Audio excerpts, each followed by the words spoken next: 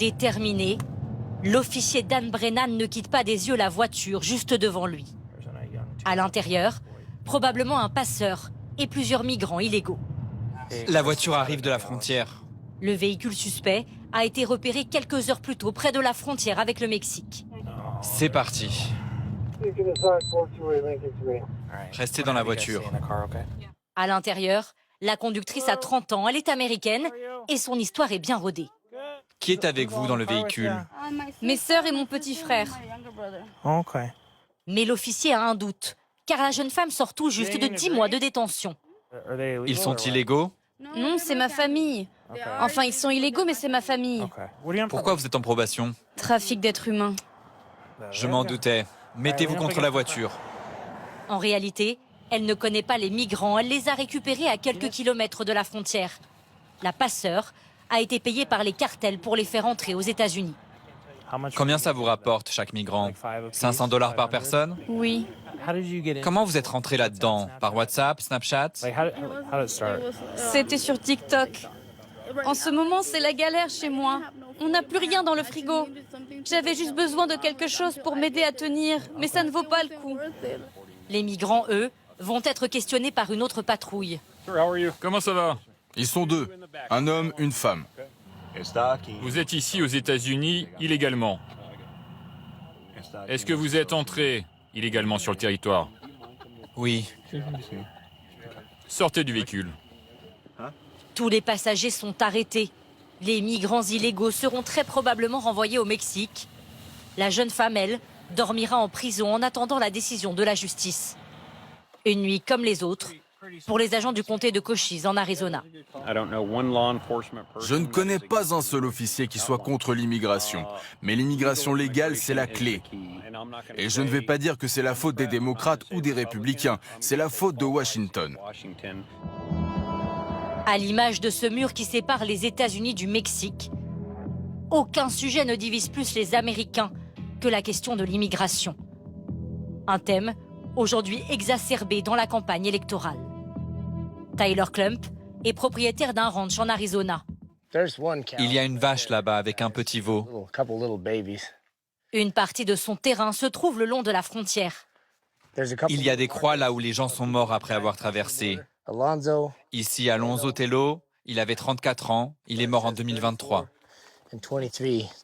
Le rancher tient à nous montrer un peu plus loin une ouverture par laquelle les migrants traversent régulièrement. Cette porte était fermée à la construction du mur sous Donald Trump.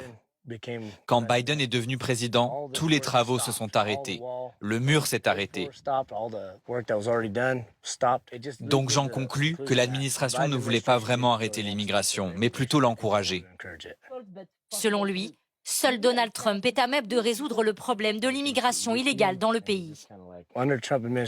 Sous Donald Trump, le problème était réglé. Ils attrapaient les migrants et ils les renvoyaient chez eux immédiatement. Quelques centaines de kilomètres plus loin, le mur s'arrête complètement. Une simple barrière sépare les deux pays. Alors que nous nous approchons, nous rencontrons des hommes en tenue de camouflage. Ils reviennent d'une traversée de 4 jours dans les montagnes. On est très vigilants, il y a beaucoup de patrouilles. Payés par les cartels, ils guident les migrants illégaux jusqu'à la première ville américaine. On surnomme ces passeurs les coyotes. J'aide les migrants à traverser de l'autre côté. Je suis une sorte de guide. Mais il y a beaucoup de capteurs, de caméras. Donc il faut faire attention et trouver le bon chemin pour ne pas que tout le monde se fasse arrêter. Avant, j'étais borero. Je faisais passer de la drogue. Et pourquoi vous êtes passé de la drogue aux migrants? Parce que ça rapporte plus. Combien? Ça, je peux pas vous dire, mais ça rapporte. Ça rapporte bien. Sally Myson-Elder connaît bien ces passeurs. Elle travaille pour une association d'aide aux migrants. Et selon elle, c'est le mur qui est responsable de l'augmentation de ce trafic permanent. Avant qu'ils ne commencent avec ces conneries de murs et à multiplier les patrouilles à la frontière, les gens venaient et repartaient. En fait, ce mur a permis au cartel de devenir extrêmement riche parce qu'ils sont entrés dans ce business et ce n'était pas le cas avant. Sur le chemin du retour avec Sally, dans les montagnes escarpées, nous tombons sur Anthony, 30 ans. Vous avez besoin d'eau? Oui, s'il vous plaît.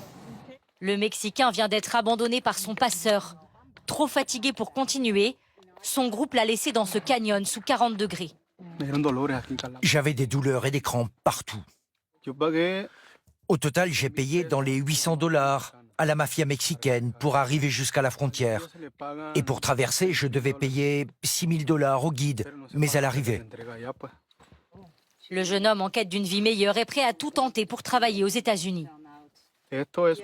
Cette traversée, c'est un enfer. J'ai laissé derrière moi une fille de 15 ans et 2 fils de 12 et 9 ans, ma femme. Et moi, je suis là. Anthony sera finalement emmené dans un centre pour demandeurs d'asile.